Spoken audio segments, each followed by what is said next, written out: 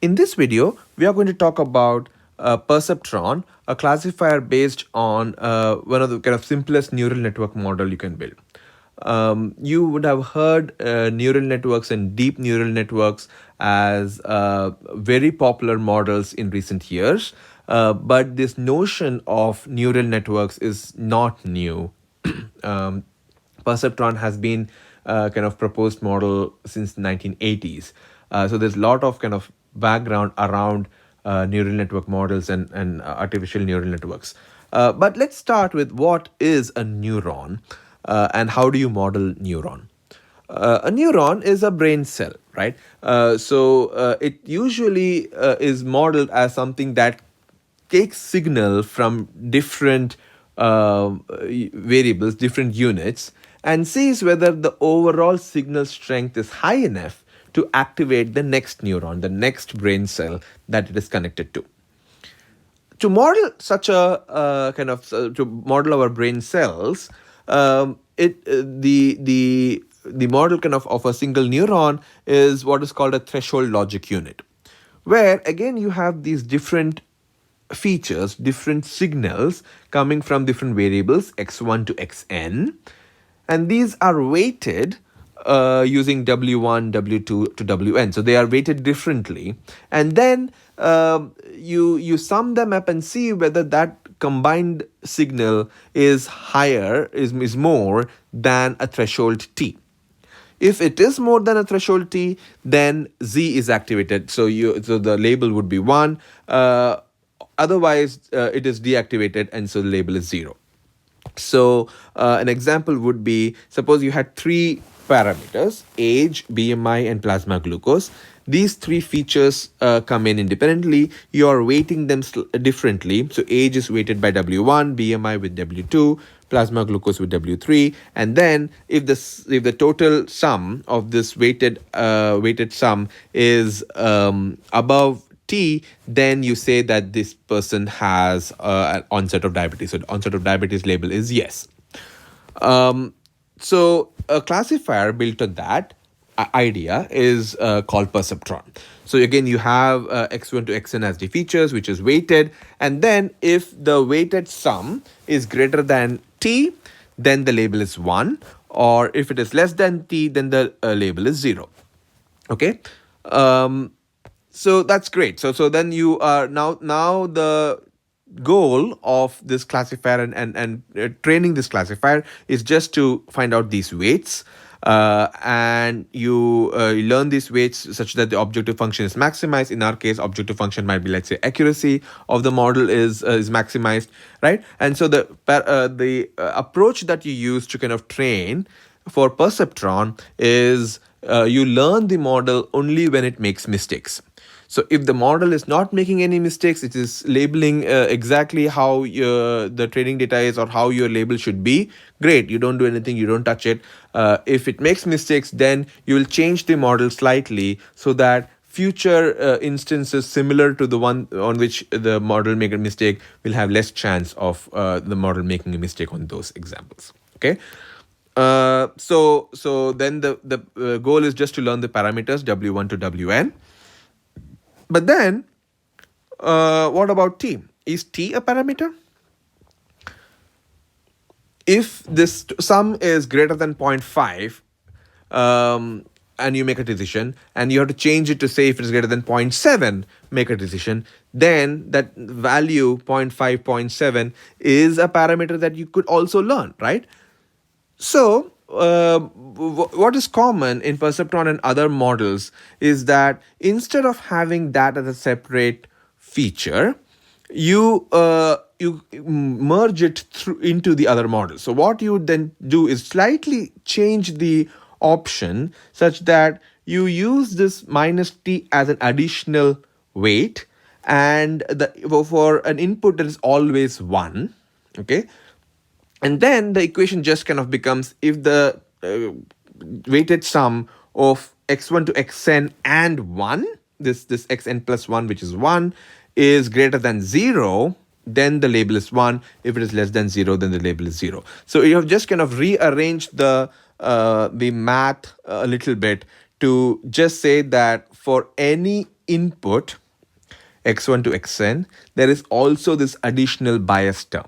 So even if the input is 0, if there is no input, there is this bias term that comes in and is weighted slightly, and then you have some sort of a bias on whether it will be labeled yes or no.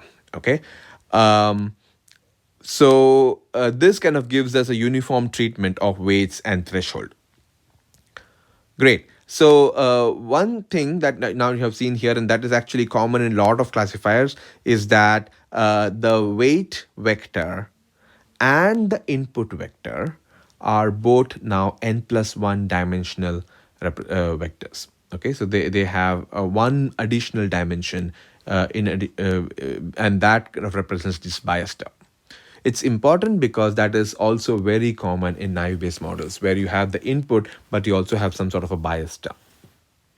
Okay, so then the goal then is just to kind of train now n+1 different weights, and you learn it only when the model is making a mistake. Otherwise, you let the model be. Okay. So in this example, let us kind of take an example where we have only two variables, x1 and x2. Okay, just two numbers, and then you have this bias term. So you're learning three parameters. Okay, so because the model is such that it makes a change only when it makes a mistake, you have to kind of assume a model. Let's take the model where weight 1, the one that weights the x1 is 4, weight 2 is -2, and the weight for the bias term is -0.1. Okay, so for now the model is 4 times x1 minus 2 times x2 minus 0.1. If it is greater than 0, then it's a yes. If it is less than 0, it's a no. Okay, great. So you have the first training instance. The training instance is x1.8, x2.4, and the label for the training data is 1.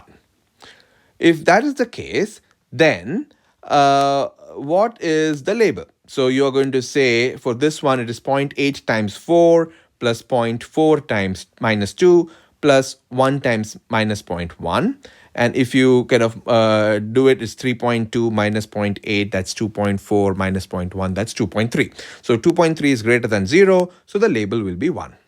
The predicted label is 1, so Z is predicted label. That's 1. Your actual label, true label is 1. No mistake, nothing to do, keep going. Okay. The next instance, let's say, is 0.3 x1 and 0.2 x2. In that case, then again, you'll do the same thing. So 0.3 times 4, that's 1.2.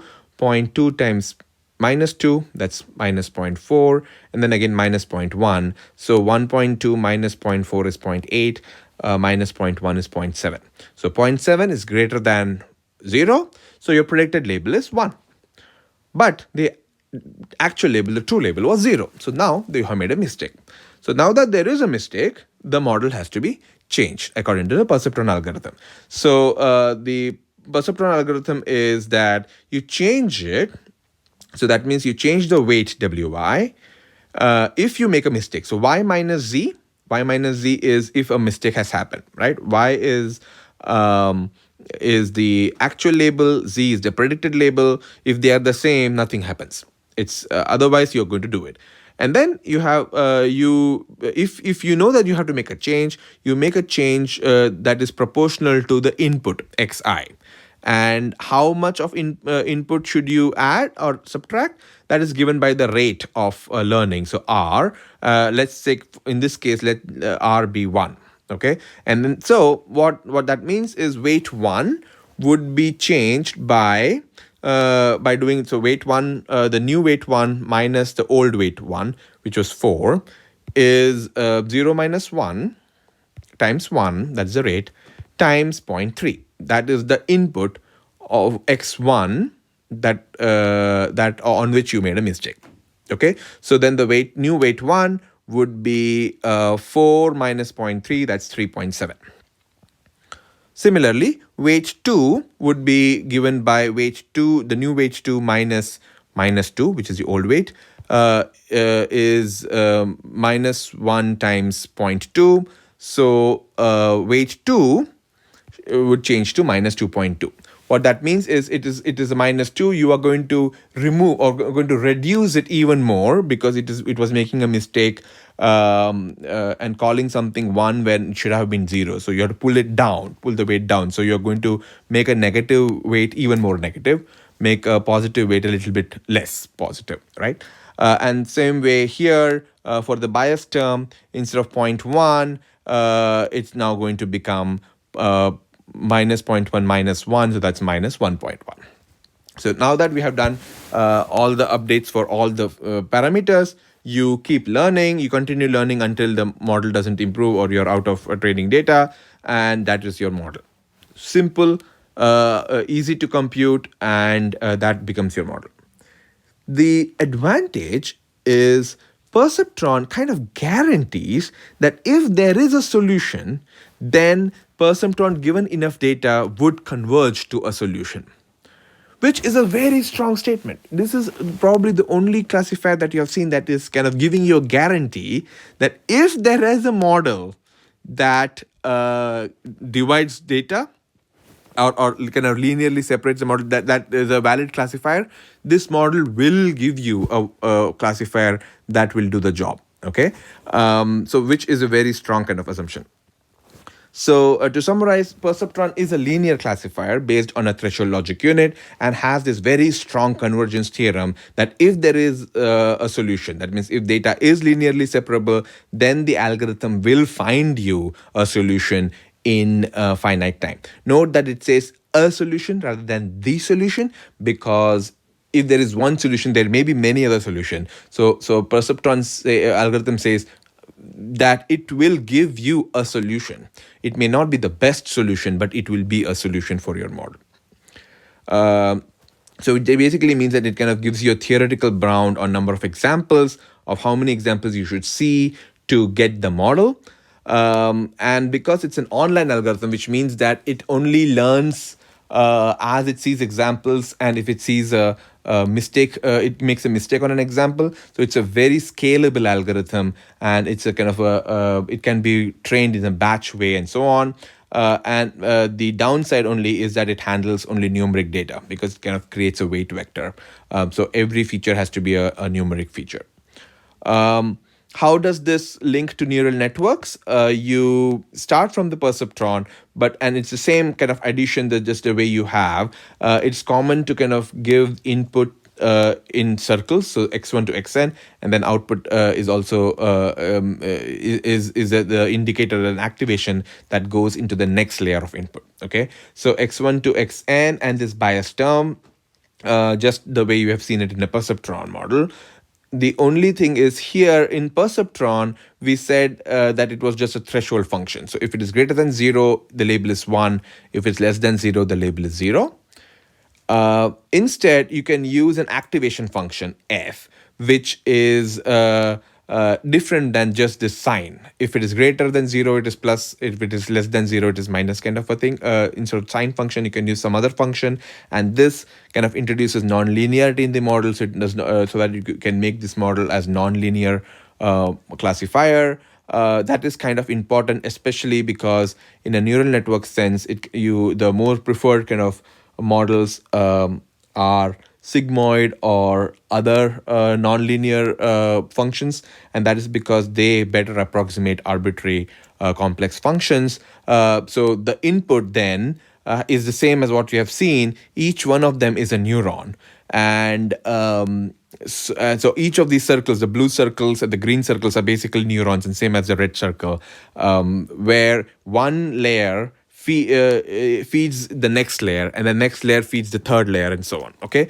so when you have multiple hidden layers, these layers between the input layer and the output layer are called hidden layers. If there is more than one of these hidden layers, it's called a deep neural network model.